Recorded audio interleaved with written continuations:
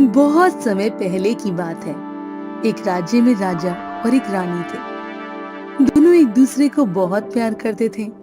राजा के राज्य में चारों तरफ खुशहाली थी। राजा अपनी पत्नी से बहुत प्रेम करता था और धीरे धीरे समय बीत रहा था और राजा के दिन बड़े खुशी के साथ व्यतीत हो रहे थे। राजा की पत्नी समय रहते गर्भवती हुई और 9वें महीने में उन्होंने एक बेटी को जन्म दिया। लेकिन बेटी के जन्म के पश्चात ही रानी की मृत्यु हो गई, जिससे राजा को बहुत सदमा लगा। राजा के मन में बैठ गया कि ये बेटी हुई है, इसी के कारण रानी की मृत्यु हुई है। क्योंकि राजा रानी को बहुत प्रेम करता था, वो अपनी बेटी को बिल्कुल भी प्यार नहीं करता था, ना ही उसकी तरफ देखता था। यह हमारे घर में दुखनी हुई है, इसी के कारण मेरी रानी की मृत्यु हुई है। मेरी रानी मृत्यु को प्राप्त हुई है, इसीलिए यह बेटी नहीं है, यह तो मेरे लिए अभागन पैदा हुई है। एक तो माँ छोड़कर चली गई और पिता का भी ऐसा व्यवहार है, ये कितनी दुखनी है। राजा की दासियां ही उस राजकुमारी का लालन पालन कर रही थी।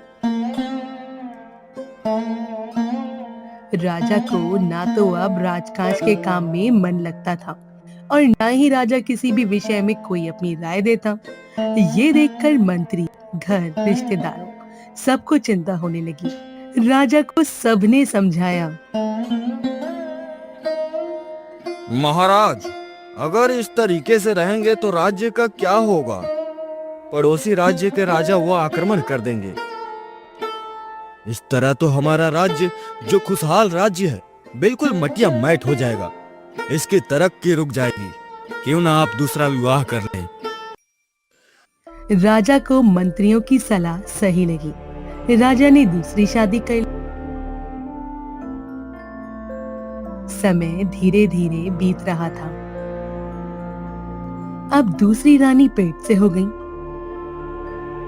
और उसने भी एक कन्या को जन्म दिया। उसका नाम राजा ने सुखनी रखा। अब सुखनी और दुखनी दोनों ही साथ साथ पलने लगी। महाराज, दोनों बेटियां बड़ी हो गई हैं। इनके लिए कोई राजकुमार की तलाश करनी चाहिए। रानी, विवाह तो करना पड़ेगा और जितनी जल्दी हो जाए अच्छा है। इस दुखनी का साया हमारे महल से हट जाए तो अच्छा ही रहेगा। दुखनी बड़ी है, अब पहले उसकी शादी कर दीजिए। मुझे तो दुखनी से कोई लगाव नहीं है। कुलक्षणी है, जन्म लेते ही अपने माँ को खा गई। जो रानी मुझे जान से प्यारी थी, मुझे छोड़कर चली गई। अगर यह दूसरे घर भी जाएगी तो वहां भी इसका बुरा साया पड़ेगा। उनके साथ भी कुछ बुरा हो सकता है। मैंने तो आज तक दुखनी की शक्ल नहीं देखी और ना ही देखूंगा, लेकिन विवाह तो मुझे करना पड़ेगा। यहाँ से तो इसे विदा करना ही पड़ेगा। महाराज, दुखनी को किसी गरीब मजदूर के यहाँ शादी कर दीजिए। किसी राजमहल में जाएगी तो वहां भी उनका बुरा हो जाएगा, तो सब लोग हमें ही कहेंगे कि ऐसी अपशुगनी बेटी को हमारे यहाँ क्यों बिहाया।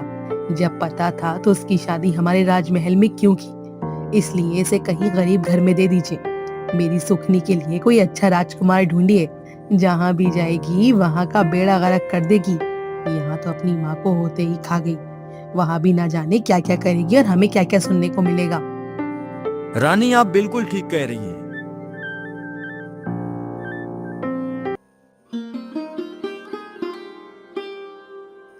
अगले दिन ही राजा ने तुरंत ही अपनी जोनाई और ब्राह्मण को बुलवाया अपनी सभा में और उन्हें कहा, दुखनी के लिए एक गरीब वर देकर आओ। अब नाई और ब्राह्मण दुखनी के लिए वर की तलाश में चल दिए। चलते चलते बहुत दूर एक गांव में पहुंचे। वहां उन्होंने देखा कि एक कूस की जो टूटी फूटी सी झोपड़ी थी। नाई और ब्राह्मण वो उस झोपड़ी के पास गए और उससे कहने लगे, मैया, तुम्हारे घर में कौन कौन है? बेटा, हम तो गरीब लोग हैं, मजदूरी करके अपना पेट पालते हैं। मेरा एक बेटा है जो मजदूरी करता है, जितना कमाता है उससे ज्यादा उड़ा देता है। क्योंकि उसे तो काम में मन नहीं लगता। मेरे से जो भी होता है वो मैं कर लेती हूँ। माई, हम तेरे बेटे के लिए एक बहुत ही अच्छा रिश्ता लाए हैं। क्यों भैया, क्यों मुझ भिखारन का मजाक उड़ा रहे हो? भला मेरे बेटे से कौन विवाह करेगा? अरे माई, हम तुम्हारे बेटे के लिए बहुत ही अच्छा रिश्ता लाए हैं, और वो भी राजमहल से लाए हैं। माई, हमारी बात ध्यान से सुनो। राजा की बेटी जरूर है, लेकिन ना तो वह तुम्हें कोई दान दहेज देगा, न ही वो शानो शौकत से विवाह करेगा। वह बेचारी दुखिया है। तुम उसे माँ का प्यार देना। बड़ी संस्कारी लड़की है, लेकिन राजा की नजरों में गिरी हुई है मैया। पूरी प्रजा को उससे सहानुभूति है, लेकिन आएगी तो तुम्हारे घर को स्वर्ग बना देगी। बड़ी अच्छी लड़की है। ठीक है बेटे, मेरे तो बेटे का विवाह होना ही मुश्किल है। कौन अपनी लड़की को मेरे बेटे के लिए देगा? मुझे तो ऐसी खुशी है कि मेरे बेटे का विवाह हो जाएगा बस। उसके साथ कुलक्षणी का रिश्ता तय करके नाई और ब्राह्मण अपने घर लौट आए और उन्होंने आकर राजा को सारी बात बताई। तब राजा ने कहा, एक बहुत ही सुंदर और अच्छे राज्य का राजकुमार तलाश करो हमारी सुखनी बिटिया के लिए। जो आज्ञा महाराज। नाई और ब्राह्मण वो सुखनी के लिए वर ढूंढने चल दिए और एक चक्रवर्ती राजा के यहाँ पहुंचे। सुखनी का रिश्ता तय कर दिया। निश्चित समय पर एक ही दिन दोनों का विवाह हो जाता है। वहां देखा एक टूटी फूटी झोपड़ी है। बैठने के लिए भी सही जगह नहीं थी। उसका पति मजदूरी करता था।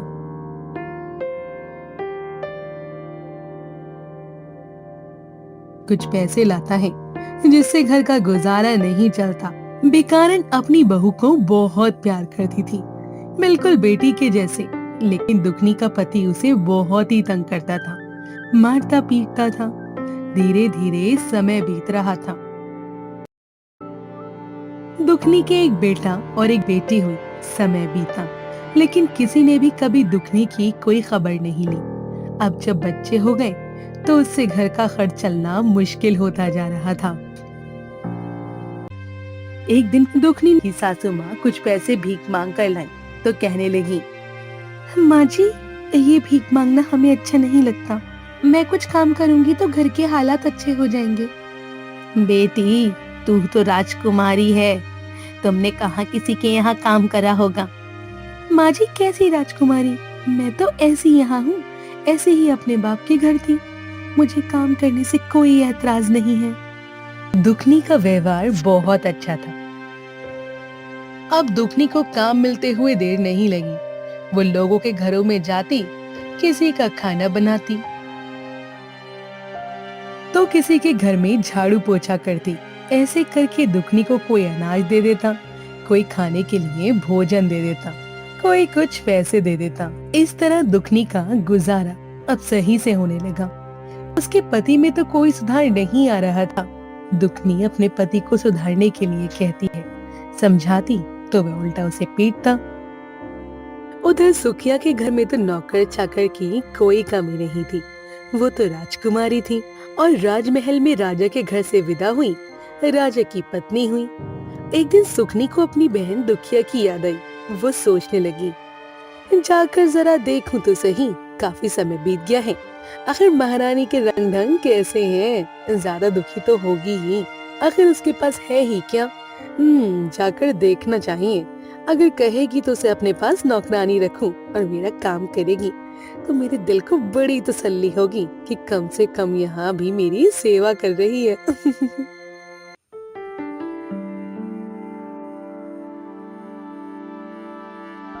सुखनी को बड़ा घमंड था। अब वो दुखनी के घर गई। दुखनी से अपनी बहन को देखा तो बड़ी खुश हुई। उसने बड़ी आदर सत्कार से सुखनी को बैठाया। सुखनी देखने लगी, झोपड़ी पड़ी हुई है।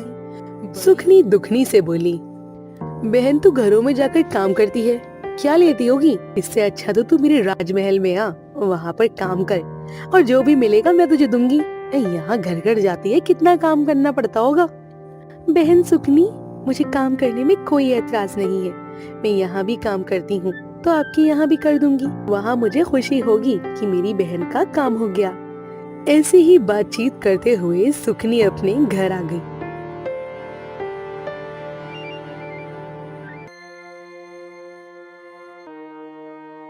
अगले दिन से दुखनी सुखनी के घर जाने लगी। सुखनी दुखनी से काफी काम कराती। जो भी बासी भोजन होता वो दुखनी को देती। दुखनी खुश होकर अपने घर ले आती। कभी कभी बच्चों के लिए अच्छे पकवान भी मिल जाते थे, तो दुखनी भी खुश थी और बच्चे भी कहने लगे, माँ आज तो आप मौसी के यहाँ जाओगी, नए नए पकवान मिलेंगे, तो माँ हमारे लिए लेकर आना। ठीक है बेटा। दुखनी गई, सुखनी से कहने लगी, बहन आज मुझे भी कुछ पकवान दे देना, बच्चे बड़े आस लगा कर बैठे हैं। अरे दुखिया, ये तू कैसी बातें कर रही है? अभी तू काम कर, आज अभी कुछ नहीं बनेगा। दुखनी रोती हुई वहां से अपने घर आ जाती है और आज उसने बासी खाना भी नहीं दिया था। माँ आज मौसी ने कुछ भी नहीं दिया है। नहीं नहीं बेटा, भगवान। दुखनी ने मन ही मन निर्णय लिया। उसने कुल्हाड़ी और रस्सी उठाई और कहने लगी, आज से वो किसी के घर की नौकरानी नहीं बनेगी, अपना काम मैं आज खुद करूंगी। जंगल से लकड़ी लाऊंगी, उन्हें शहर में जाकर बेचूंगी और अपना गुजारा करूंगी। अब वो लकड़ी लाने के लिए रस्सी और कुल्हाड़ी उठाकर जंगल की तरफ चल दी।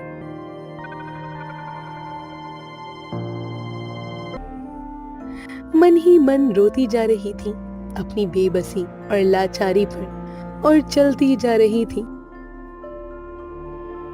जाते जाते उसने देखा सामने जंगल के अंदर एक गाय है जो प्रसव पीड़ा से बड़ी दुखी हो रही थी। उसका प्रसव नहीं हो पा रहा था। गाय बड़ी ही परेशान थी। गाय कहने लगी, बहन तुम कौन हो? मेरा नाम दुखनी है। बहन दुखनी, मेरी थोड़ी मदद कर दो। मैं प्रसव पीड़ा से बड़ी कष्ट पा रही हूँ, मेरा प्रसव नहीं हो पा रहा है। दुखनी गौ माता के पास गई,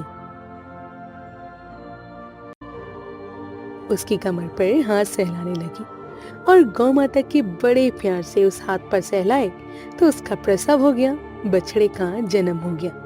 गौ माता ने बड़े अच्छे से उसका धन्यवाद दिया।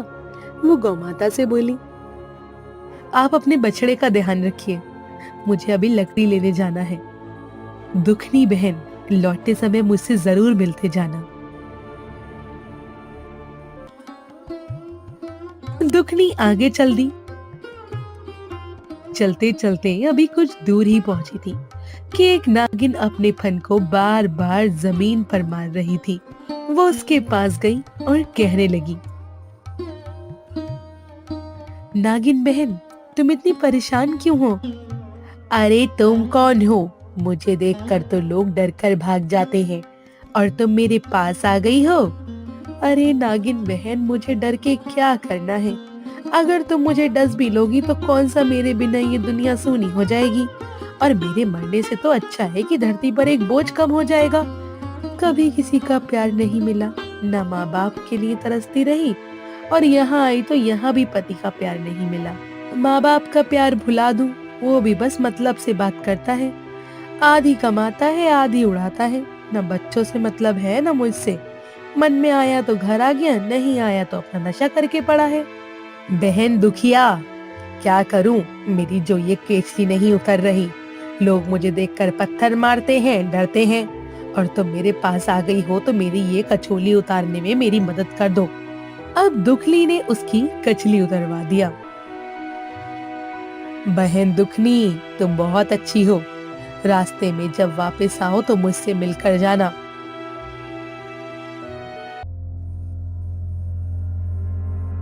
दुखनी वहां से टल दी और चलते चलते कुछ आगे पहुंची। जंगल के अंदर एक बहुत ही बूढ़ी माई बैठी हुई थी। दुखनी ने देखा बूढ़ी माई बैठी हुई परेशान है। वो बुढ़िया माई कहने लगी, अरे कौन हो तुम बेटी, और इस जंगल में तुम क्या कर रही हो? माँ जी, मैं तो यहाँ लकड़ी काटने के लिए आई हूँ, लेकिन आप इतने जंगल में क्या कर रही हैं? बेटी, मैं तो ये झोपड़ी बनाकर रहती हूँ, बेटा मेरे पैरों में बड़ा दर्द हो रहा है, मुझसे चला नहीं जा रहा। तो क्या मेरी झोपड़ी के अंदर तक बैठा सकती है मुझे? हाँ हाँ जरूर माँ जी। दुखनी उसके पास गई, उसके कंधे से सहारा दिया। झोपड़ी अंदर एक चारपाई पड़ी हुई थी, वहां पर जाकर उसे बैठा दिया। बेटा मेरे पैरों में बड़ा दर्द है। कोई बात नहीं माँ जी, मैं अभी तुम्हारे पैर दबा देती हूँ। बेटी देख, शाम हो गई है, अब तू घर लकड़ी लेकर कैसे जाएगी बेटा? कोई बात नहीं माँ जी, इतने दिन सहे, एक दिन और सही, आज नहीं तो कल ले जाऊंगी। बेटी ये पोटली ले जा और इसे अपने घर जाकर खोलना।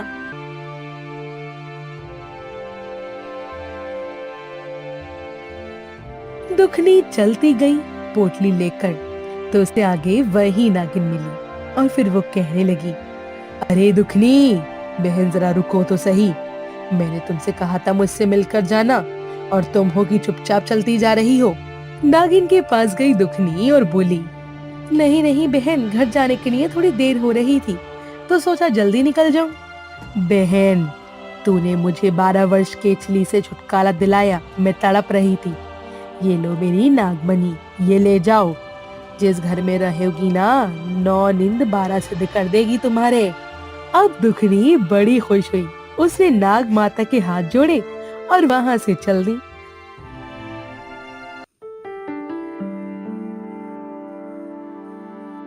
चलते चलते दुखनी अभी थोड़ी दूर ही पहुंची थी कि गौ माता ने आवाज लगाई, अरे ओ दुखनी बहना, कैसे चुपचाप चली जा रही हो?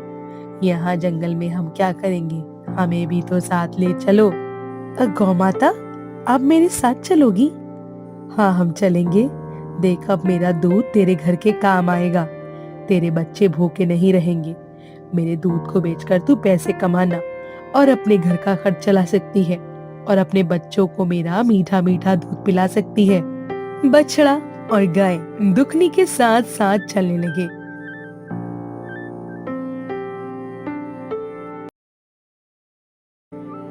जब घर पहुंची तो दुखनी की सास बैठी हुई इंतजार कर रही थी और कहने लगी, अरे बहू दुखनी, आज तो बड़ा समय लगा दिया। उसने सारी बात अपनी सासू माँ को बताई। उसकी सासू माँ बोली, बेटा ये तो बहुत अच्छा किया तूने दूसरों की मदद करके। उसकी सासू माँ ने चौके को लीप दिया और एक दिया जला दिया, तो वहाँ पर लाल पोटली दुखनी ने रख दी। जैसे ही दुखनी ने लाल पोटली खोली, उसमें से सोना चांदी हीरे मोती झड़ पड़े। ये देखकर तो दुखनी और उसकी सास की आंखें फटी की फटी रह गईं। बाहर गाय रंभा रही थी। दुखनी बाल्टी लेकर गई तो गाय ने भर के बाल्टी दूध दिया। सब लोग बड़े खुश हुए। शाम को जब दुखनी का पति मजदूरी कर कर आया तो आज तो उसे घर के बाहर देखा कि गाय बंधी हुई है। उसने अंदर जाकर देखा, बड़ी रोशनी चमक रही है, क्योंकि नागमणि को भी उन्होंने वहां पर रख दिया। तो वो भी बड़ा हैरान हुआ। उसने कहा, अरे ये क्या है? फिर दुखनी ने अपने पति को सारी बात बताई। दुखनी, तू तो साक्षात लक्ष्मी है और मैंने आज तक तेरी कदर नहीं की। तू तो पीछे से दुखिया थी, मैंने तेरे दुख को नहीं समझा, मुझे माफ कर दे दुखनी। कोई बात नहीं स्वामी, देर आए दुरुस्त आए, लेकिन मैं अब इससे खुश हूँ कि चलो आप नशा छोड़ दो और हम हमारे पास इतना धन है कि हम अपना अच्छे से कोई काम कर सकते हैं। उसका पति खुश हो गया।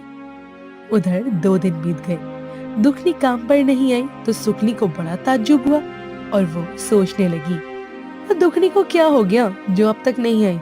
कहीं मैंने डांट दी थी इसलिए तो नहीं आएगी? शांति कैसे मिलेगी मुझे उसे काम करता हुआ देखकर?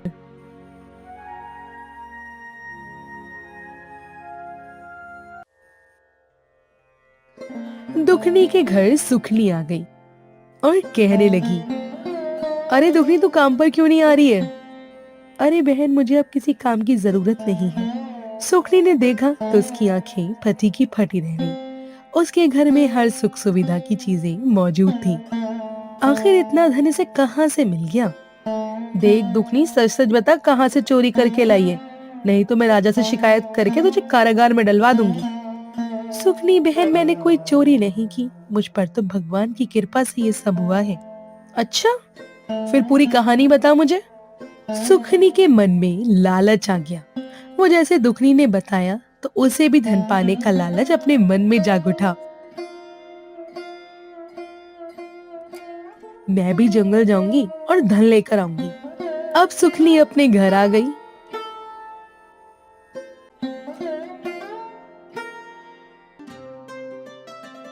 और सुबह उठते ही कुल्हाड़ी और रस्सी लेकर जंगल की तरफ चल दी।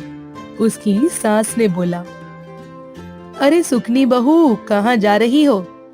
माँ जी, बाद में बताऊंगी, मैं कोई धन लेने जा रही हूँ। अरे बेटी, हमारे घर में सब कुछ है, हमें धन की क्या जरूरत है? अरे नहीं माँ जी, आप मुझे करने दीजिए जो मैं करने जा रही हूँ। वो अपनी सासू माँ की बात अनसुनी करके जंगल की तरफ चल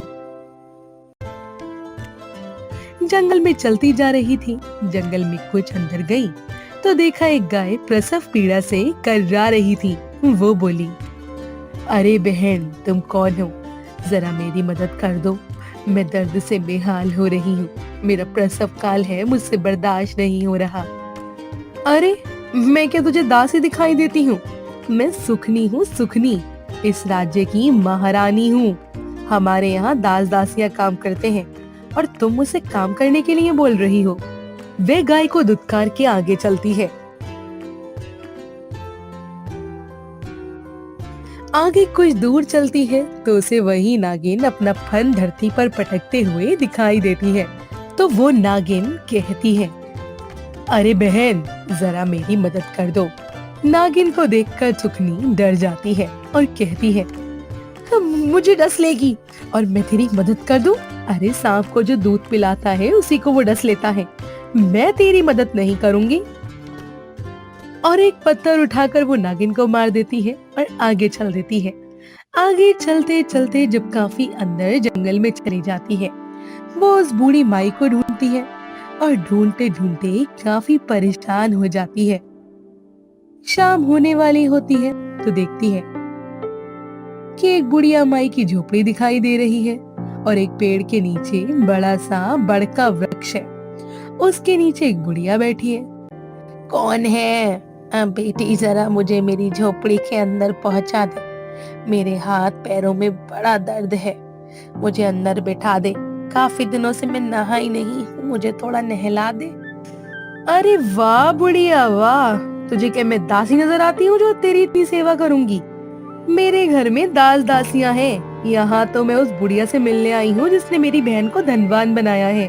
तभी उसे खूंटी से लटका हुआ वो थैला दिखाई देता है जिसमें वो पोटली रखी हुई है, लाल कपड़े में बंधी हुई। तो वो कहती है, अच्छा, तो ये वही बुढ़िया है जिसने दुखनी को अमीर बना दिया है। ए बुढ़िया, सेवा मेरे बस की नहीं है, मुझे तो बस ये पोटली चाहिए। वो बुढ़िया की वहाँ से पोटली उठाकर चल देती है।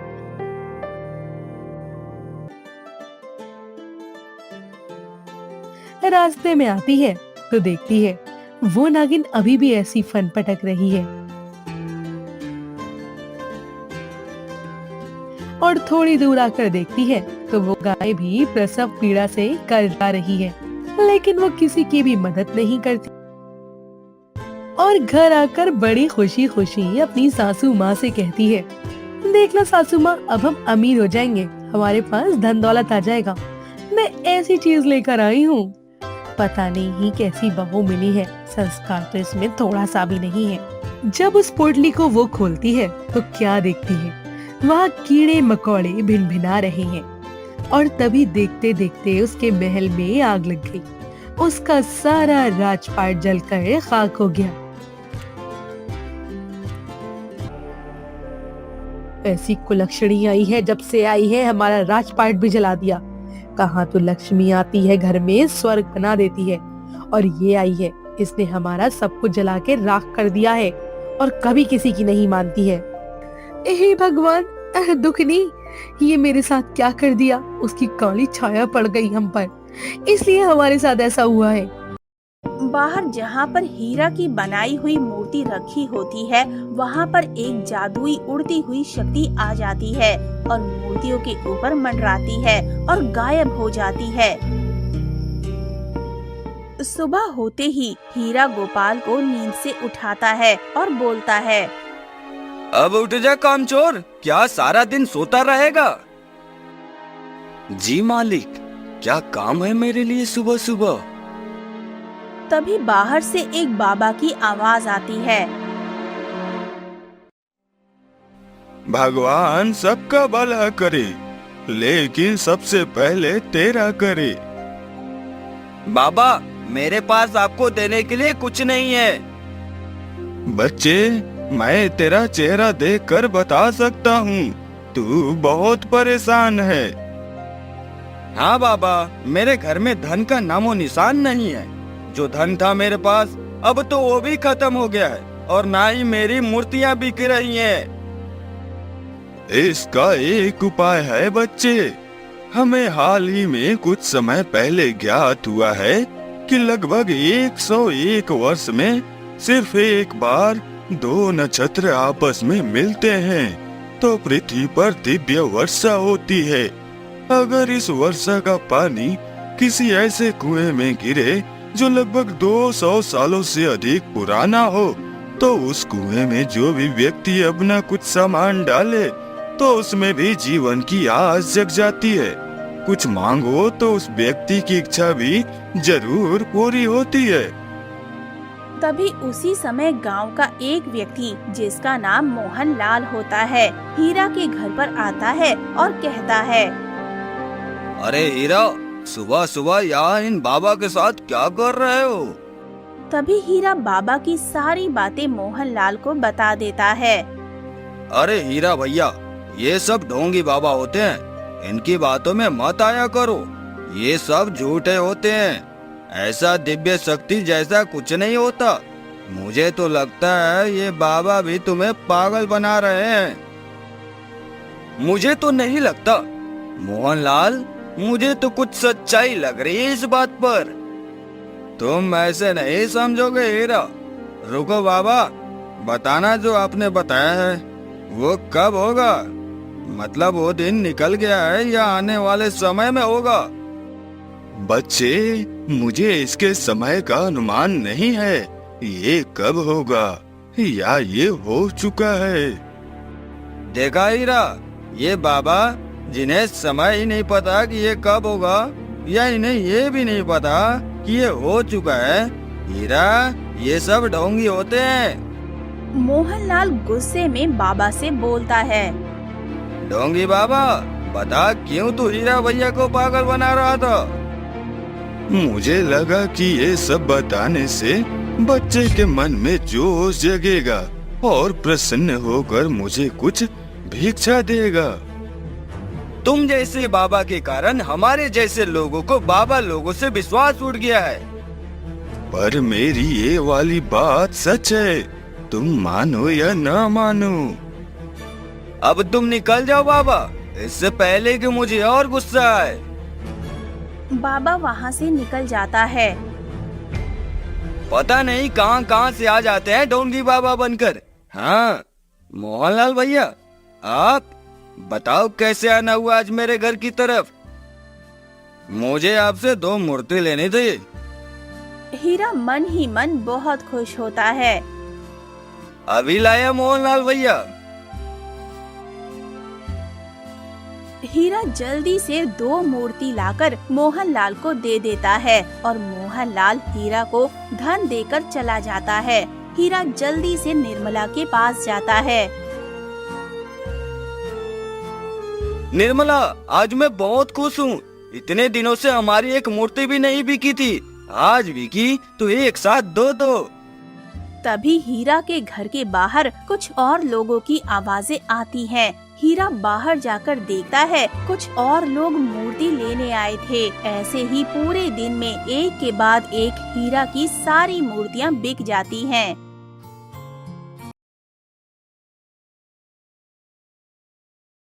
निर्मला, आज का दिन मेरे लिए किसी चमत्कार से कम नहीं है।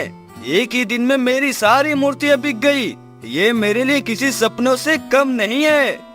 देखा, मैं कहती थी ना, भगवान के घर देर है पर अंधेर नहीं। आपको आपकी मेहनत पर विश्वास होना चाहिए। और मैंने ये भी कहा था कि आपकी मेहनत एक दिन जरूर रंग लाएगी। हाँ निर्मला, तुम सही थी। अब मुझे और मूर्ति बनाने के लिए पूरी रात भर जागना होगा, क्योंकि कुछ लोगों को आज मूर्ति नहीं मिल पाई, तो मैंने उन्हें कल के लिए कहा है मूर्ति देने के लिए। मैं बाहर जाकर देख लेता हूँ कि सारा सामान है कि नहीं मूर्तियाँ बनाने के लिए।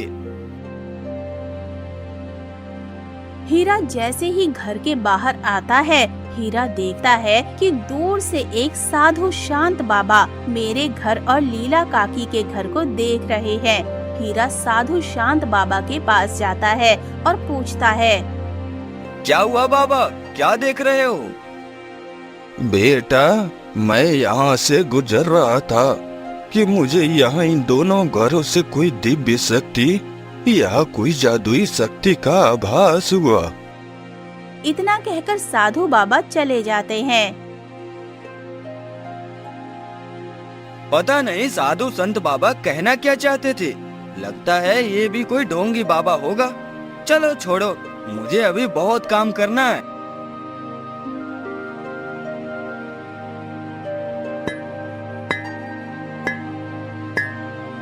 हीरा बिना कुछ खाए पिए काम करने लग जाता है।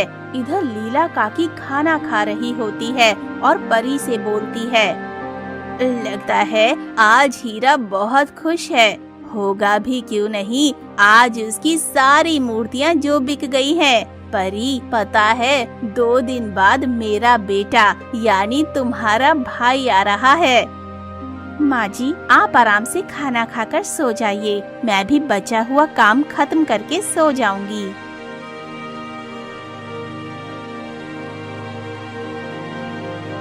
इधर हीरा मूर्तियाँ बनाते बनाते सो जाता है। अगली सुबह हीरा की आंख खुलती है तो वो अपने आप को घर में पाता है। हे भगवान, ये मुझसे क्या हो गया? मेरी तो अभी मूर्तियाँ भी नहीं बनी, मैं लोगों को क्या दूंगा? चिंता मत कीजिए, जरा आप बाहर जाकर देखिए। हीरा बाहर जाकर देखता है तो बहुत सारी मूर्तियाँ बनी रखी होती हैं और मूर्तियों के दूसरी तरफ गोपाल खड़ा होता है। हीरा उससे पूछता है, ये सब किसने बनाई? और कौन बनाएगा, ये सब गोपाल ने बनाई है। हीरा गोपाल के पास जाता है। मुझे माफ कर दो गोपाल, मैं तुम्हारे साथ बहुत बुरा व्यवहार करता था। हाँ, आज से तुम मुझे भैया बुलाना। ठीक है भैया। अब धीमे धीमे लोग हीरा के घर पर आने लगते हैं। हीरा एक एक करके मूर्ति बेचता रहता है और गोपाल भी हीरा को काम में सहायता कर रहा था। अब शाम होती है। हीरा और गोपाल सारी मूर्तियाँ बेचकर घर में घुसते हैं। आप दोनों शांति से बैठ जाइए, मैं अभी आप दोनों को खाना दे देती हूँ। आज आप दोनों ने बहुत मेहनत की है। नहीं नहीं निर्मला, आज मुझसे ज्यादा काम तो गोपाल ने किया है। लगता है अब आपका पहले जैसा जोश वापस आ गया है। हाँ निर्मला, आज मैंने गोपाल से ये सीखा है कि खुद पर विश्वास हो तो क्या कुछ नहीं कर सकते। अब सभी लोग खाना खाकर सो जाते हैं। अगली सुबह होती है। हीरा उठता है और गोपाल को अपनी जगह नहीं पाता तो निर्मला से पूछता है, अरे निर्मला, गोपाल कहाँ गया? हाँ, जब मैं भी सोकर उठी तो गोपाल नहीं था। कहाँ गया ये लड़का सुबह सुबह? चिंता मत कीजिए आप, जरूर बाहर कुछ सामान लेने गया होगा। हाँ, तुम ठीक कह रही हो। वैसे भी मुझे भी मूर्ति बनाने का कुछ जरूरी सामान लेने बाहर जाना है।